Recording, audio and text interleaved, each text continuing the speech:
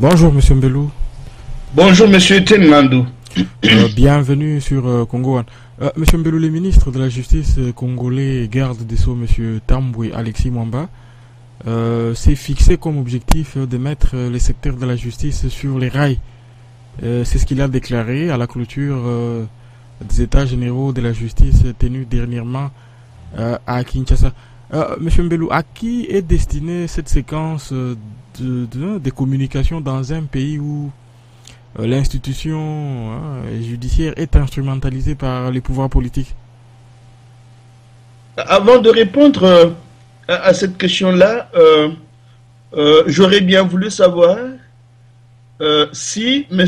Alexis Tambwe Mwamba avait commencé par se poser la question de savoir pourquoi la justice congolaise n'est-elle pas sur les rails. Peut-être qu'avec ces états généraux, les causes fondamentales ont été données, mais remettre sur les rails une justice fondée sur un faux processus politique, c'est difficile et compliqué. Je m'explique. Nous avons fait allusion la dernière fois à plusieurs rapports qui ont été rédigés sur la guerre qui sévit au Congo depuis bientôt plus de 20 ans, plus de 2 décennies. Aucun de ces rapports-là, et surtout ceux qui mettent en cause les commanditaires, les multinationales qui ont orchestré cette guerre-là, aucun de ces rapports n'a été pris en compte jusqu'à ce jour. On multiplie les rapports, ils sont publiés les uns avec les autres, après les autres, mais ils ne sont suivis d'aucun effet.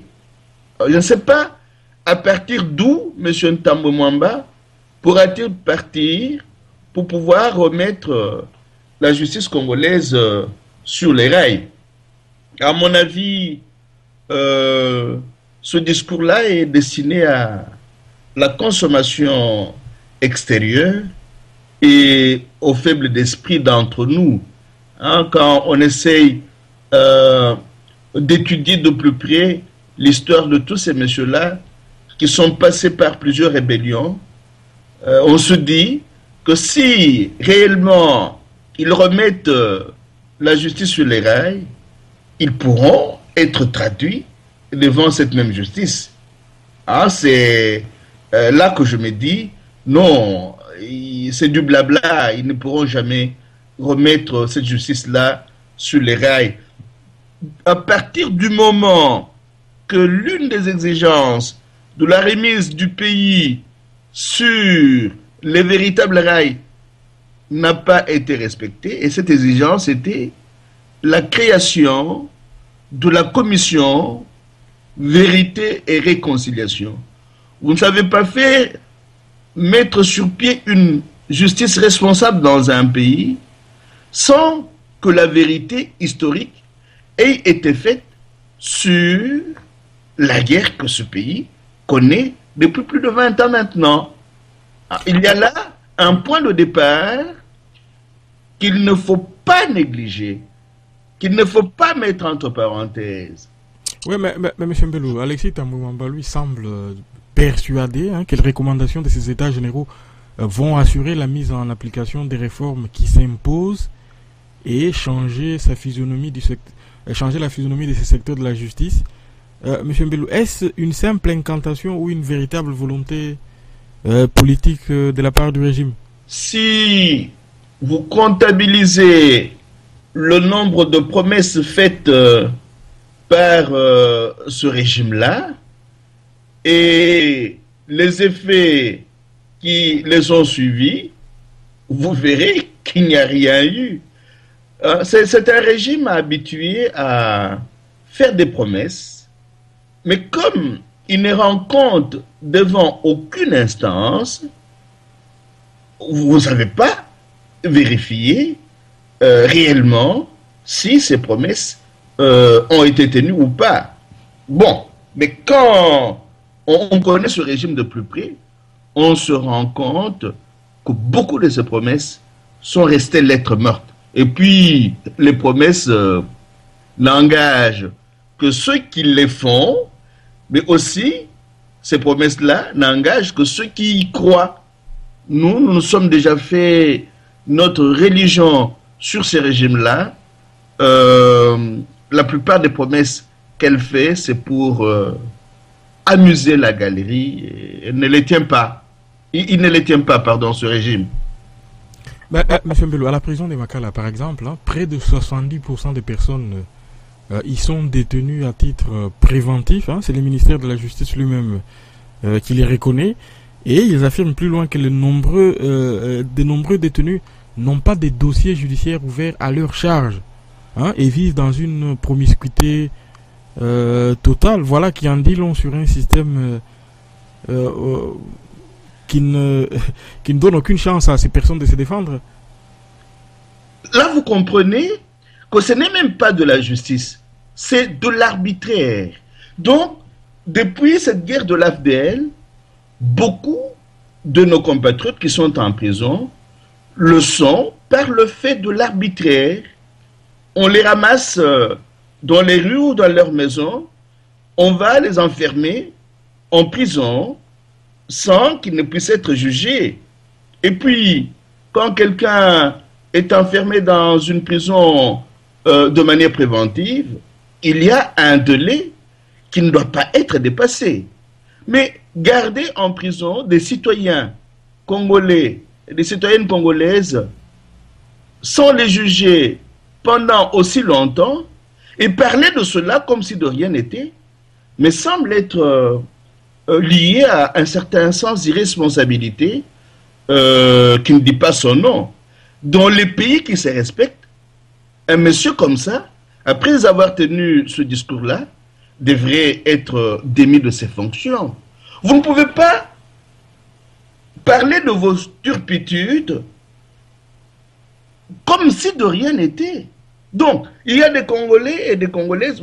Si nous prenons par exemple le cas des compatriotes qui ont été soupçonnés dans l'assassinat de Laurent Désiré Kabila, je vous ai déjà dit une fois que M.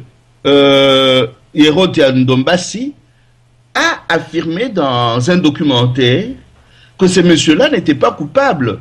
Mais il a ajouté ceci: si on les sort de cette prison-là, qui va-t-on mettre à la place? Vous comprenez qu'il y a là un fonctionnement de la justice qui n'a rien à voir avec les règles d'une justice idoine.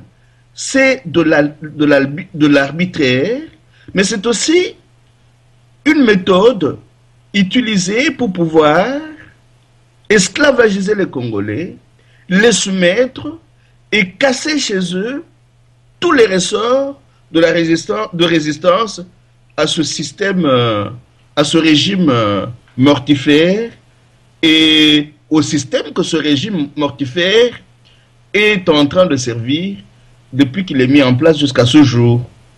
Mais M. Mbello, un mot sur le cas des prisonniers politiques qui sont détenus à la prison de Makala.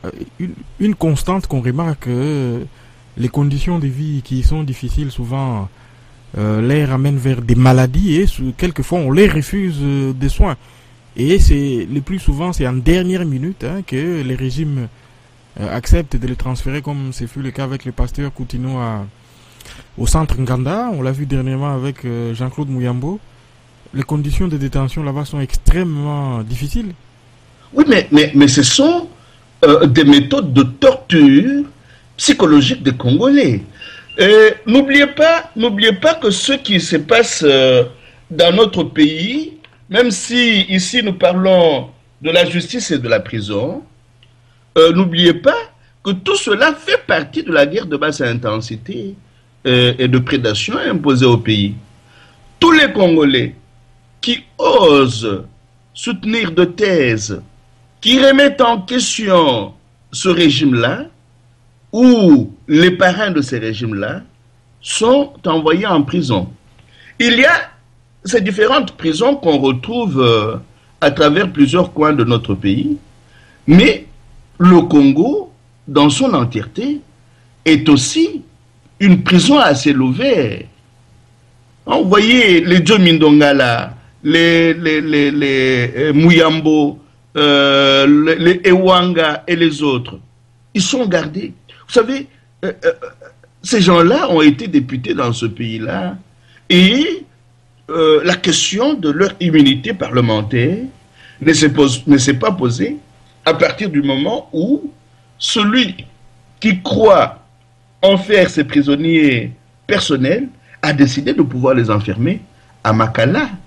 Donc je disais qu'en dehors de ces prisons-là connues, tout le Congo est une prison à ciel ouvert.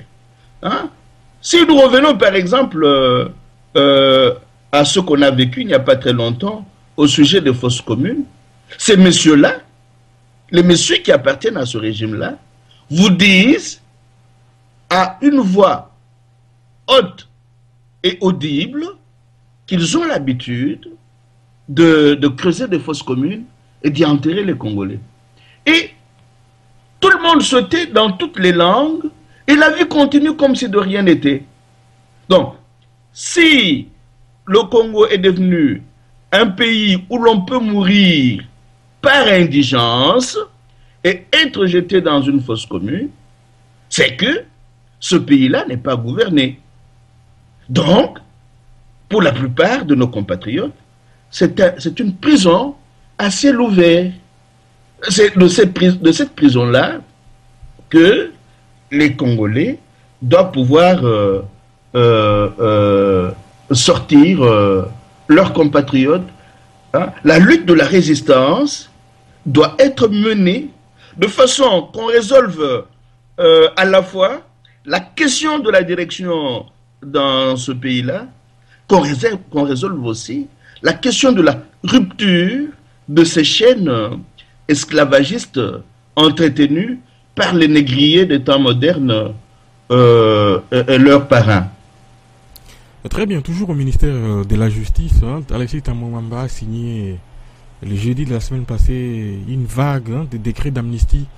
Et parmi les bénéficiaires, ce qui frappe, il y a plus de 350 rebelles du mouvement M23.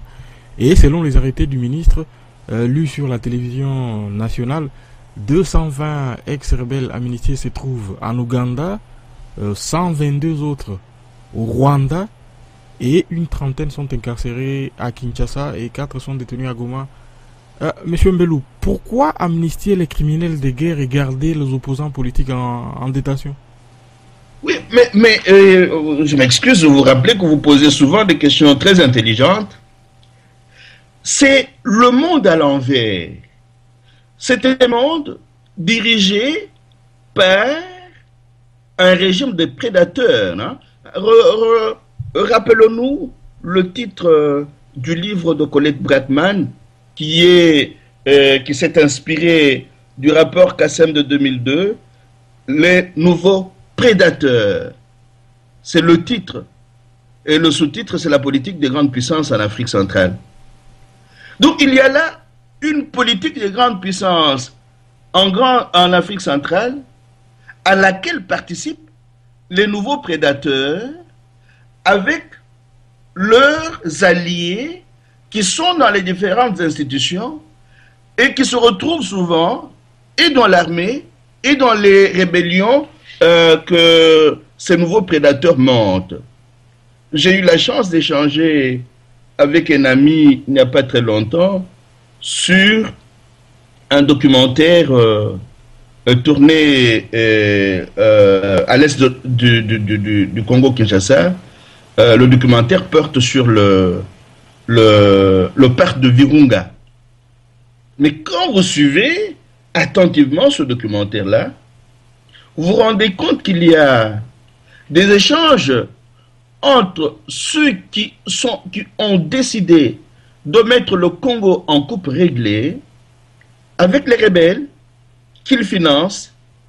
D'ailleurs, il y a quelques jours, la FP a publié un article critique sur le travail que font les multinationales à l'est du pays et Global Witness aurait dénombré pas moins de 1000 entreprises multinationales américaines qui sont impliquées dans le pillage des richesses à l'est du pays. Et ce sont ces militaires-là et ces milices qui facilitent la tâche. Donc il y a cette complicité entre les multinationales mortifères, les entreprises mortifères qui exploitent les matières premières au Congo, et toutes ces rébellions qui sont montées à temps et à contre-temps. D'ailleurs, on parle d'un nouveau mouvement qui va être, qui serait déjà monté, qui va participer de la politique de la terre brûlée pour que rien ne puisse avancer au Congo. Monsieur Mbelou, certains affirment même que cette amnistie n'a pour but que de renvoyer ces ex-combattants pour intégrer ce fameux mouvement rebelle en gestation. Il y a ça, mais le mode opératoire, rappelez-vous, on en a déjà parlé à l'une ou l'autre occasion, le mode opératoire est resté le même. Donc il y a comme un recyclage des rebelles et des prédateurs, et on crée des guerres. Après la guerre, il y a des amnisties, et certains rebelles ou militaires ayant participé à cette guerre-là intègrent les institutions du pays. Il y en a qui deviennent des généraux, des capitaines, des colonels, et la vie continue son petit bonhomme de chemin comme si de rien n'était. Nous devons pouvoir être attentifs à cette procédure-là, à ce mode opératoire. Ce sont des gens qui se connaissent. Ils font semblant de se faire la guerre entre eux, mais souvent, ce sont nos populations qui sont prises entre les deux feux, qui déguerpissent des villages où elles vivent, et tout de suite après, il y a les mercenaires qui travaillent avec les multinationales, qui viennent construire dans ces villages désertés par les populations congolaises. C'est pour vous dire que cette façon de faire participe de la balkanisation du pays. Mais malheureusement, plusieurs d'entre nous, fatigués par cette guerre d'usure, n'arrivent plus à faire tellement attention à ce mode opératoire. On vous parle d'élections, on vous parle de ceci et de cela, mais on est très peu attentif au fait que certains coins du Congo n'appartiennent plus au pays. Monsieur Mbelou, j'aimerais revenir un moment sur les chiffres, puisqu'on parle de 350 ex-rebelles du M23, et parmi ces 350, 220 se trouveraient en Ouganda et 122 au Rwanda. Le fait que ces gens se trouvent à l'extérieur du Congo, est-ce que cela ne constitue pas, voilà, ça ne va pas créer les conditions de ce qu'on va retrouver comme les nouveaux Kunda ou bien Bosco Tanganda, c'est ce genre de personnes à identité flottante. Approfondissons la question. Est-ce que l'Afrique centrale est considérée aujourd'hui comme étant composée de plusieurs pays, ou c'est tout simplement un marché ouvert aux prédateurs de tous bords? Ce qui est en train de se passer, c'est aussi le détricotage de la souveraineté de ces trois pays dont vous parlez, s'il vous plaît. Il y a l'Ouganda, il y a le Rwanda, il y a le Congo. Dans le chef de ceux qui ont orchestré cette guerre d'usure, cette guerre perpétuelle, il y a cette question-là de faire de cet espace un grand marché sans frontières, un grand marché sans douane, un grand marché dérégulé ou autorégulé, comme les ultralibéraux le disent, où tout le monde peut venir puiser, surtout les multinationales anglo-saxonnes, peuvent venir puiser à leur guise, mais en se laissant protéger par les trois chefs de bande qu'on retrouve en Ouganda, au Rwanda et au Congo. Si nous ne percevons pas cette réalité-là, nous risquons de croire qu'il y a encore trois pays au cœur de l'Afrique centrale qui s'appelleraient l'Ouganda, le Rwanda et le Congo. Non, on est en train d'aller dans le sens de la suppression des frontières, on est en train d'aller dans le sens du dépassement de la souveraineté de ces trois pays-là pour que les échanges commerciaux l'emportent sur la souveraineté de ces trois pays-là. Donc, heureusement que vous touchez à cette question, mais malheureusement, comme je venais de le dire, nous n'allons pas très en profondeur quand nous abordons ces questions-là. Nous croyons que demain après-demain, la guerre va prendre fin, le Congo sera souverain, on va organiser les élections. Non. Essayons d'être attentifs à ce qui se passe.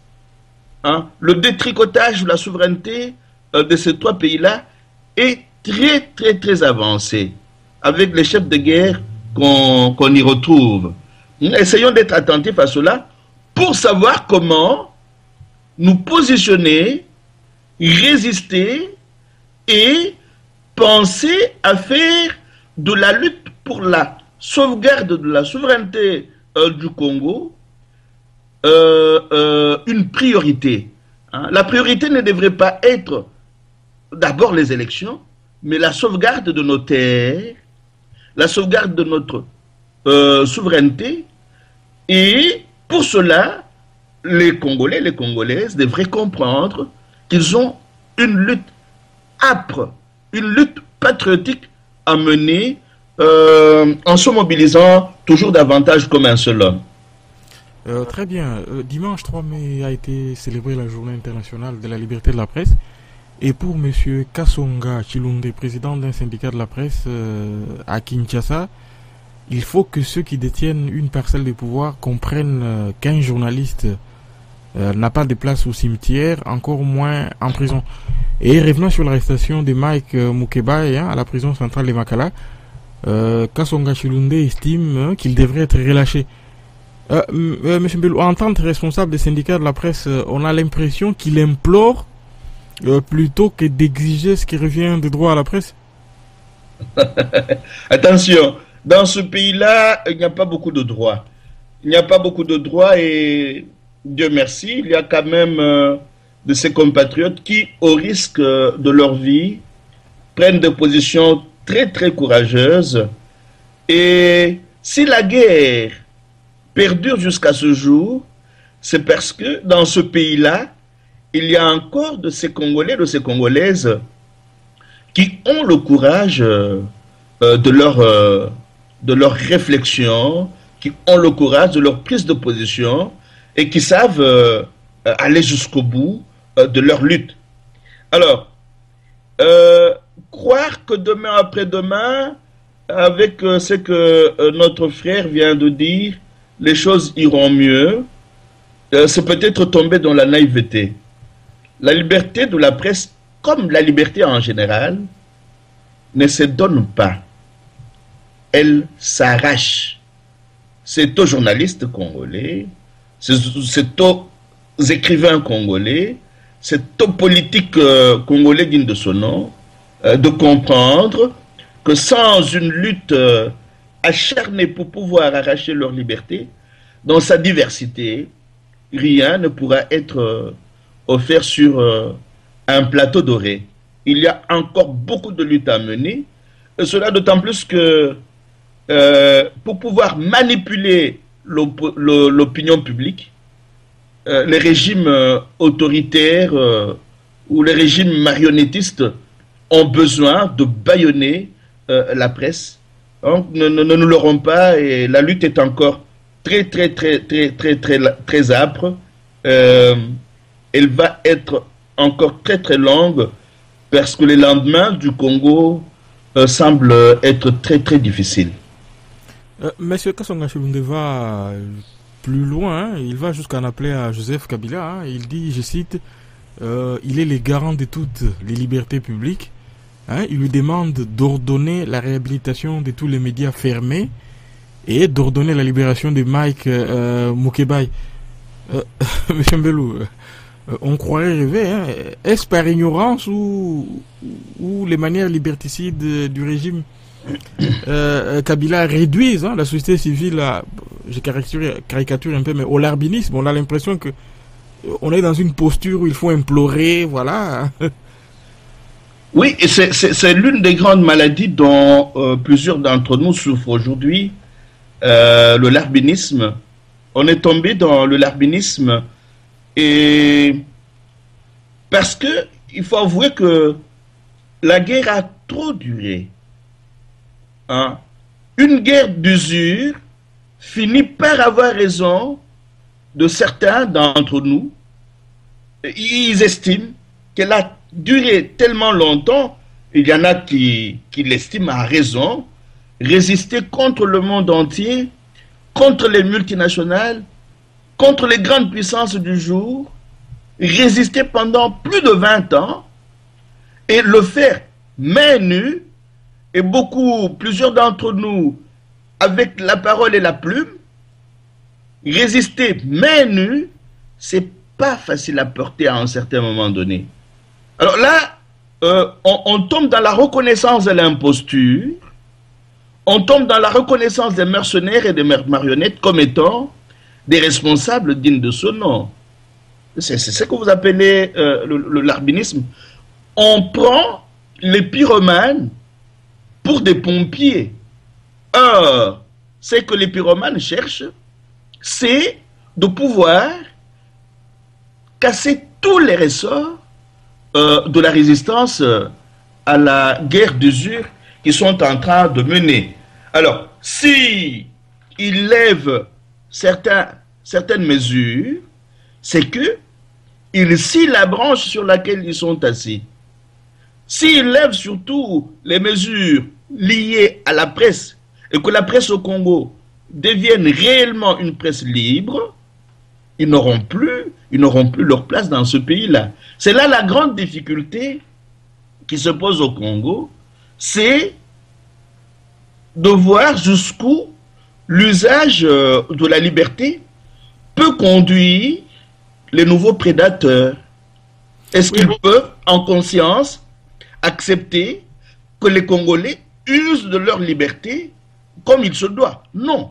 Que ce soit la liberté de la presse ou la liberté politique, c'est difficile qu'ils acceptent de leur propre gré. Ça serait une façon de scier la branche de la prédation, de la corruption, de la mort, des assassinats sur laquelle ils sont assis. Oui, et justement, le gouvernement, lui, s'est engagé à promouvoir la dépénalisation des délits de presse. Il a expliqué que la dépénalisation permettra de ne pas soumettre les journalistes à des peines privatives de liberté pour des infractions commises dans l'exercice de sa fonction. Et c'est Lambert Mende qui a affirmé cela, et il est allé plus loin en disant la dépénalisation des délits de presse n'exonère pas l'auteur d'un tel délit de sa responsabilité devant les cours et tribunaux. Et pour finir, hein, il a précisé qu'il ne s'agit pas d'un blanc-seing pour les moutons noirs qui entachent le journalisme en RDC. Monsieur Mbelou, n'est-ce pas là plus un effet d'annonce qu'une véritable volonté, voilà, de respecter cette profession des journalistes? Vous voyez, Monsieur Lambert Mende use de la langue de bois pour ne rien dire. Donc il n'y a pas de dépénalisation. Quand vous lisez derrière les lignes, vous comprenez qu'il n'y a pas de dépénalisation du tout. Et ce qu'il a ajouté là va contribuer à faire peur, à semer de la peur dans les milieux journalistiques. Et pourtant, avec leur constitution là, il n'était pas nécessaire d'ajouter une autre loi sur la dépénalisation de la liberté des journalistes, parce que la Constitution est supposée garantir aux citoyens congolais leurs droits fondamentaux et leurs libertés fondamentales.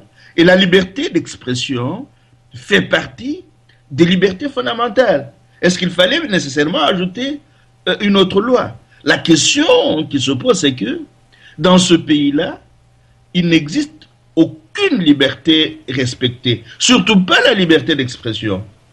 Sinon, les Wanga et les Djomi ne se seraient pas retrouvés en prison. Quelqu'un peut émettre un point de vue qui ne va pas dans le sens de ce qu'estiment être les autorités du pays acceptent. Mais qu'il y ait d'abord débat et échange. Souvent, on ne procède pas de cette façon-là. Je l'ai vu lui-même, M. Lambert Mende, sur une télévision. À un certain moment, il était très très fâché. Heureusement qu'il avait affaire à une compatriote de poigne qui a su lui tenir tête jusqu'au bout. Mais à un certain moment, vous vous rendez compte que ces messieurs-là, dans leur tête, estiment qu'ils n'ont de compte à rendre à personne. Donc, ils peuvent édicter des lois. Mais comment, à un certain moment, échanger avec eux autour des lois qu'ils édictent? Il n'y a pas d'espace d'échange. Combien de fois avez-vous déjà vu celui qu'on appelle Raïs débattre avec des journalistes ou même avec des hommes politiques d'autres camps que le sien?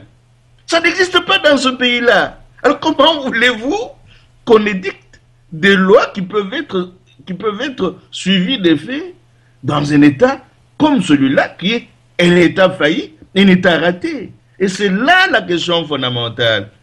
Peut-on avoir des lois dignes de ce nom dans un État raté, dans un État failli? Non. Pour qu'il y ait des lois qui soient respectées, il faut qu'il y ait d'abord un État responsable. Or, le Congo n'a pas d'État responsable. Très bien, pour finir, un mot sur l'actualité de cette semaine. Il semble que Joseph Kabila se serait lancé dans des négociations avec une partie de l'opposition. Quels en seraient les buts? On l'ignore. Il semble que ce sont les responsables de l'ANR, M. Kalev Moutonde, qui aurait pris langue avec les responsables de l'UDPS, du MLC et de l'UNCD, Vital Kamere. Monsieur Mbele, tout d'abord, un mot par rapport un premier commentaire par rapport à ceci. Et quel serait l'intérêt de l'opposition de se lancer dans ce nouvel attelage que Kabila voudrait mettre en place, puisqu'on parle que le but serait d'aller vers les glissements et un partage du pouvoir? Oui, mais comment peut-on faire, c'est le premier commentaire, comment peut-on transformer le responsable des services de sécurité d'un pays en un négociateur? Je ne comprends rien. C'est supposé que l'ANR, le responsable de l'ANR, est le responsable des services de sécurité de tout un pays. Comment devient-il maintenant le négociateur d'un camp? Là, vous comprenez déjà que souvent, quand ce monsieur agit, il n'agit pas comme responsable des services d'un pays, il agit comme agent d'un camp. Maintenant, c'est très clair et net. Ça, c'est d'un. De deux, négocier sur quelle base? Quels sont les termes du dialogue qu'on voudrait initier maintenant? La fameuse constitution dit que le président de la République assume ses charges pour un mandat d'autant d'années renouvelables une seule fois. Et l'article 220 dit qu'on ne peut pas toucher à cette disposition-là. Est-ce cet article-là qu'on va encore une fois négocier pour qu'il y ait glissement ou quoi? Ah, c'est une deuxième remarque. Une troisième remarque. Donc, la question fondamentale, c'est d'abord de savoir quels sont les termes de ces dialogues. Ils portent sur quoi? Et pourquoi maintenant?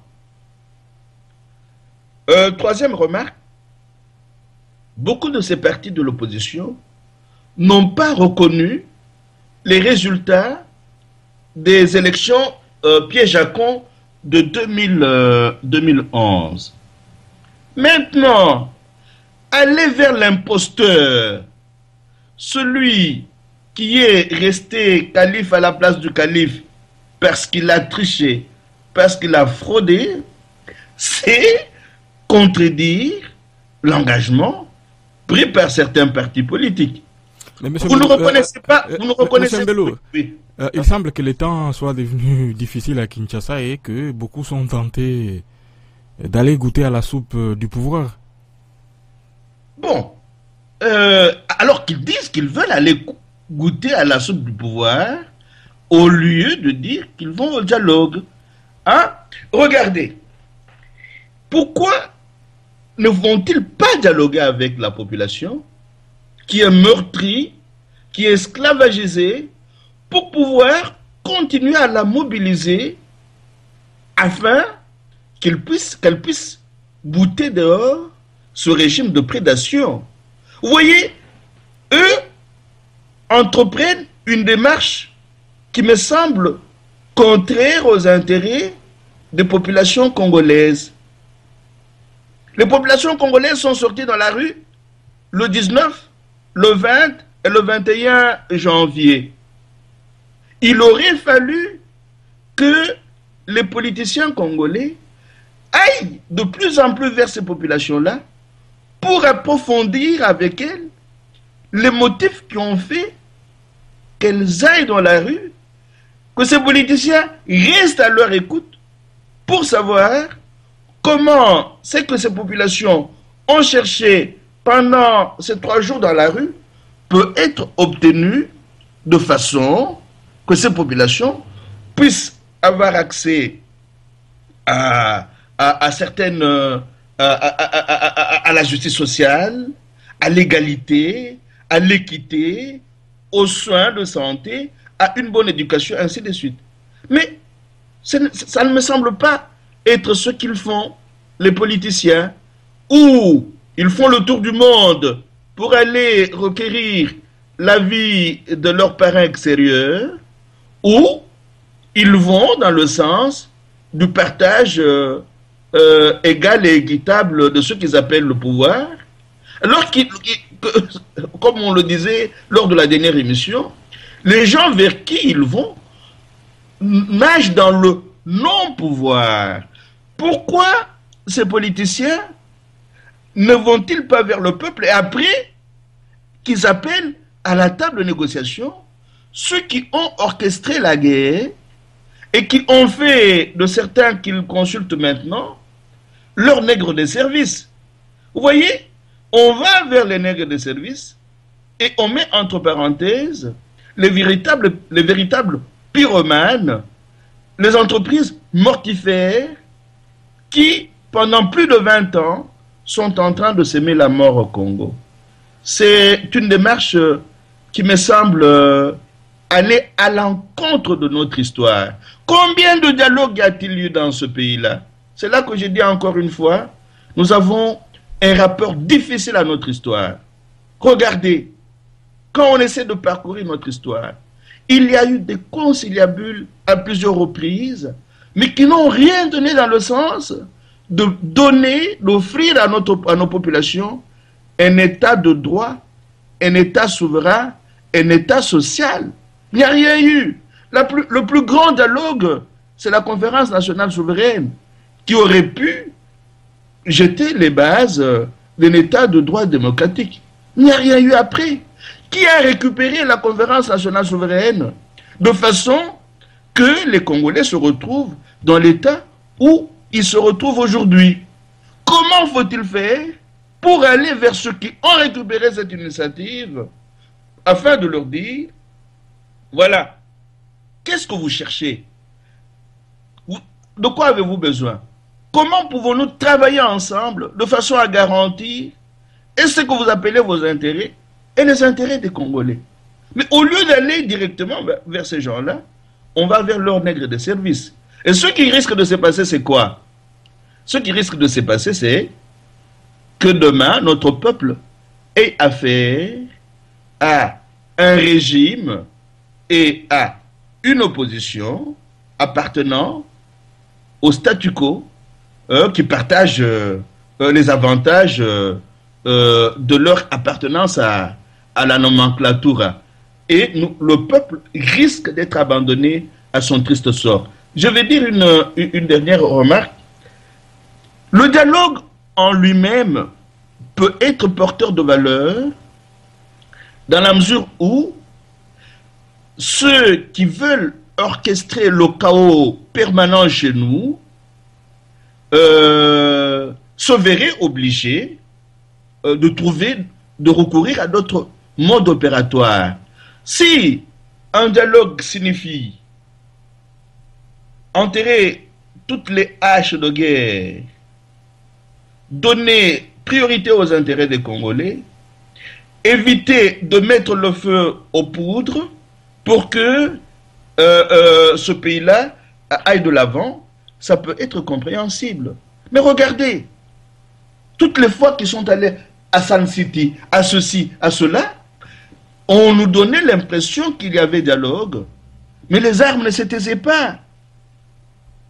Voilà pourquoi, encore une fois, à mon humble avis, tant qu'on n'aura pas fait la vérité sur ce qu'il y a eu, rien ne pourra marcher dans ce pays-là. Ceux qui veulent, qui appellent de tous leurs voeux le dialogue, ont intérêt à reconduire la commission justice, vérité et réconciliation.